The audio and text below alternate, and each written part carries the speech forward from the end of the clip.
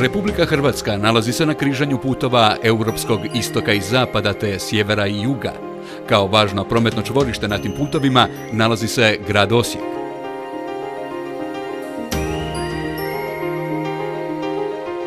On je kulturno, obrazovno, gospodarsko i prometno središte istočne Hrvatske.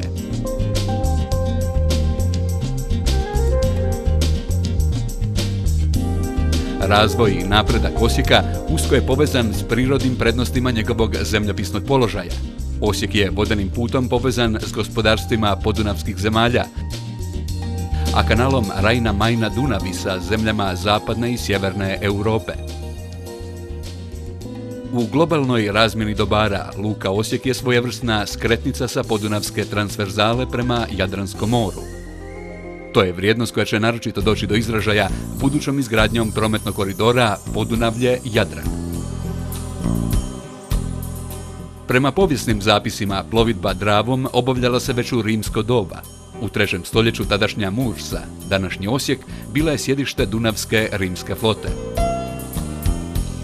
Trgovište i riječno pristanište u Osijeku spominje se i u srednjem vijeku kao i za vrijeme i poslije turske najezde. Promet rijekom Dravom svoj veliki rast doživljava u 18. stoljeću. U Osijeku je osnovan lađarski ceh, čiji su članovi prema utvrđenom cjeniku prevozili lađama robu odredišta na Dravi, Dunavu, Tisi i Savi. Godine 1817. u Osijeku je osnovano parobrodsko društvo koje je sagradilo parobrod Karolina. On je plovio na liniji Osijek-Budimpešta-Beč. Od 19. ožujka 1843. godine Osijek je parobrodom Franjo Karlo Dunavskog Lojda povezan stalnom brodskom linijom sa Budimpeštom i Bečom. Od sredine 19. stoljeća uspostavljena je stalna parobrodska veza Dravom na relaciji Osijek-Aljmaš i Osijek-Donji Miholjac-Barč.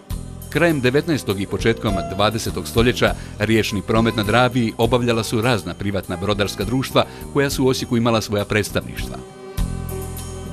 Drava je još za vrijeme Austro-Ugarske bila međunarodni plovni put od Ušća u Dunav pa sve do Barča u Mađarskoj. Ovaj status plovnosti zadržala je sve do 1941. godine.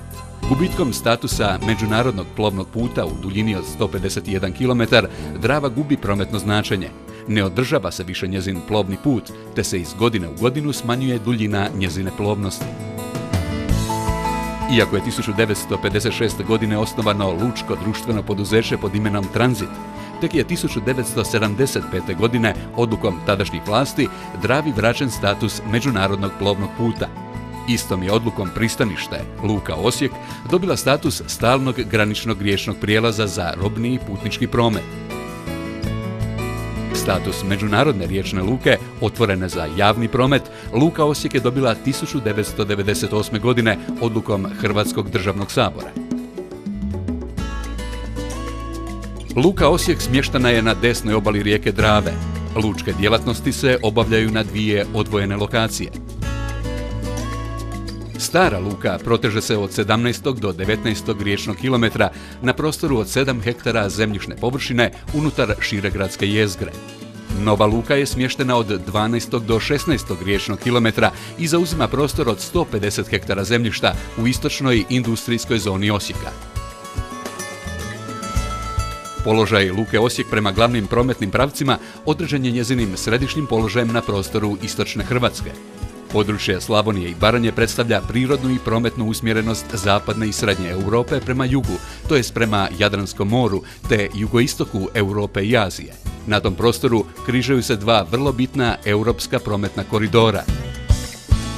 10. koridor u smjeru zapad-istok, a čini ga autocesta Zagreb-Lipovac, željeznička pruga Zagreb-Vinkovci i dalje na istok, te plovni put rijekom Savom i naftovod.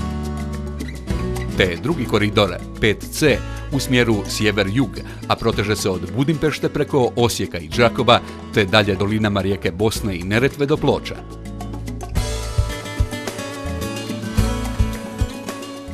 Riječne su luke spojnice s jedne strane riječnog prometa, a s druge strane ostalih oblika prometa. U luci Osijek, kao robno-transportnom centru, susreću se sve vrste prometa sa svih prometnih pravaca, te u sustavu intermodalnog transporta čine jedan složen prometni sustav. Bliže okruženje Osječke luke vrlo je povoljno za razvoj prometne infrastrukture i povezivanje različitih vrsta prometa. Cijela regija je izrazito ravničarski prostor, čijim rubom prolaze dvije europske prometne osi dolinama Save i Drave te Dunavom. Teren je vrlo povoljan za gradnju i održavanje autoceste i dvokolosječnih željezničkih pruga. Konfiguracija terena dozvoljava relativno isplativu izgradnju i održavanje unutarnjih plovnih putova. Europski je trend, ali i direktiva, preusmjeravanje robnih tijekova na unutarnje plovne putove, jer je prijevoz riječnim putem jedan od najrentabilnijih.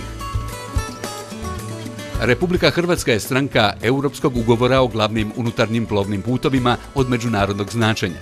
Tim su ugovorom plovni putovi rijeke Save do Siska, Drave do Osijeka i budući kanal Dunav-Sava uključeni u europsku mrežu plovnih putova 7. Dunavskog koridora, kao i luke u Vukovaru, Osijeku, Slavonskom Brodu i Sisku. Republika Hrvatska je članica Dunavske komisije, čime je preuzela prava i obveze iz Konvencije o slobodi plovidbe Dunavom. Pristupanjem ovim aktima i tijelima, Hrvatska se odredila na međunarodnoj razini prema razvitku plovnih putova i luka unutarnjih voda, odnosno prema razvitku riječnog prometa u Hrvatskoj. Odlukom Hrvatskog sabora, Luka Osijek je zajedno s lukama u Vukovaru, Slavonskom Brodu i Sisku proglašena međunarodnom lukom od gospodarskog interesa i značaja za Republiku Hrvatsku. Lučki koncesionar u Luci Osijek je Luka Tranzit Osijek d.o.o., koja je na temelju odredbe Zakona o lukama unutarnjih voda dobila prvenstvenu koncesiju za obavljanje lučkih djelatnosti.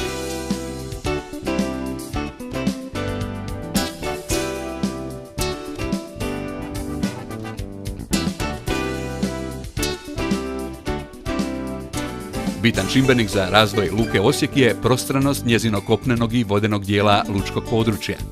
Naime, nove transportne tehnologije zahtijevaju daleko veće zemljišne površine nego konvencionalni načini rukovanja teretima.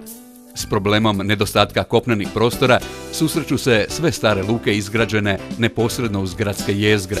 Na tim lokacijama u pravilu nije moguće osigurati dovoljno operativne površine, te se stoga često grade specijalizirani lučki terminali na lokacijama udaljenim od središta grada.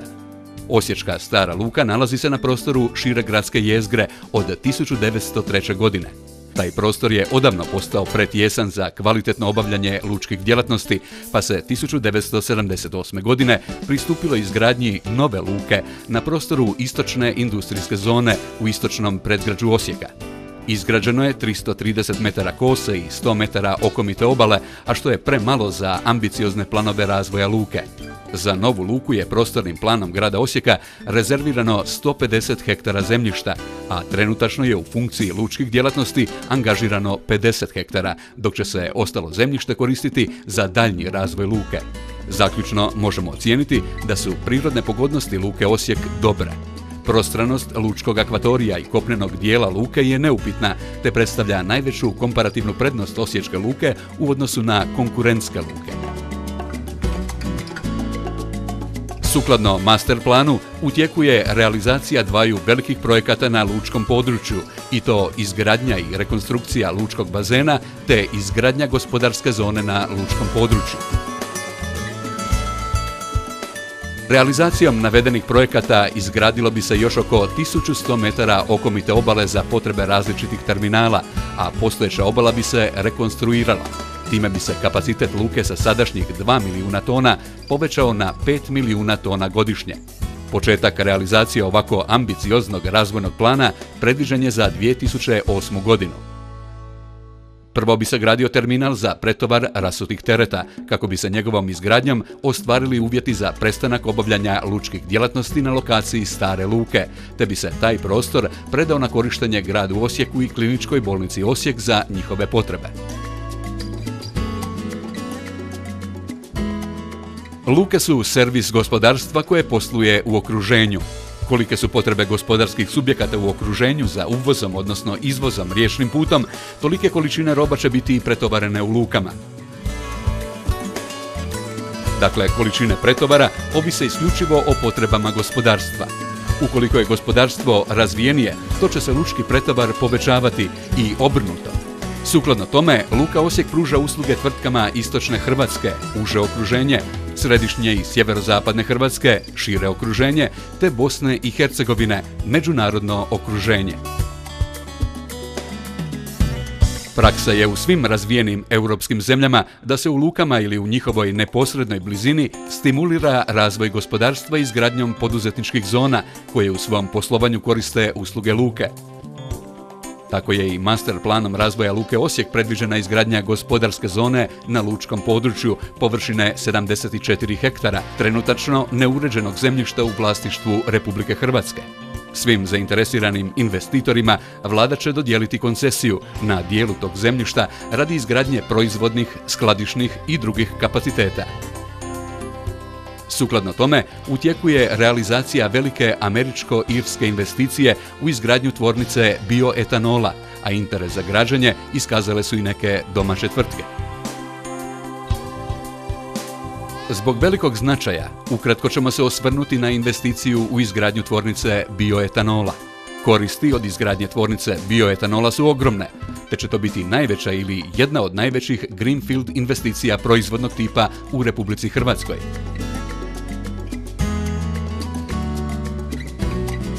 Transfer najsuvremenije tehnologije i znanja.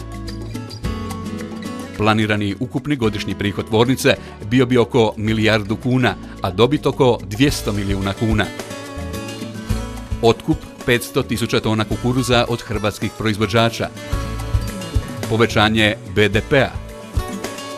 Oko 1000 novih radnih mjesta, od toga oko 100 u samoj tvornici, a ostalo u poljoprivredi, luci i ostalim pratećim djelatnostima, promet, energetika i sl. Povećanje prometa u luci Osijek za oko 600.000 tona godišnje, što je u odnosu na prošlogodišnji promet od oko 500.000 tona povećanje za 120%. Proizvodnja oko 200.000 tona bioetanola godišnje, a što će znatno doprinijeti da Republika Hrvatska ispuni od Europske unije zadanu kvotu od minimalno 5,75% biogoriva koje Hrvatska mora proizvesti ili uvesti nakon ulaska u Europsku uniju. Dolaskom ovog investitora osigurali bi nove investicije kroz dolazak njegovih kooperanata, čija je proizvodnja vezana uz proizvodnju bioetanola. Izgradnja luke i gospodarske poslovne zone na lučkom području te izgradnja tvornice bioetanola, a što bi sve trebalo započeti u 2008. godini, s obzirom na sveukupnu visinu ulaganja, projekti su od ogromnog značaja za Osijek, ali i šire. Realizacijom navedenih investicija, Luka Osijek će postati prva hrvatska luka bazenskog tipa s usvojenim europskim standardima poslovanja, te će biti snažna logistička podrška gospodarstvu istočne Hrvatske.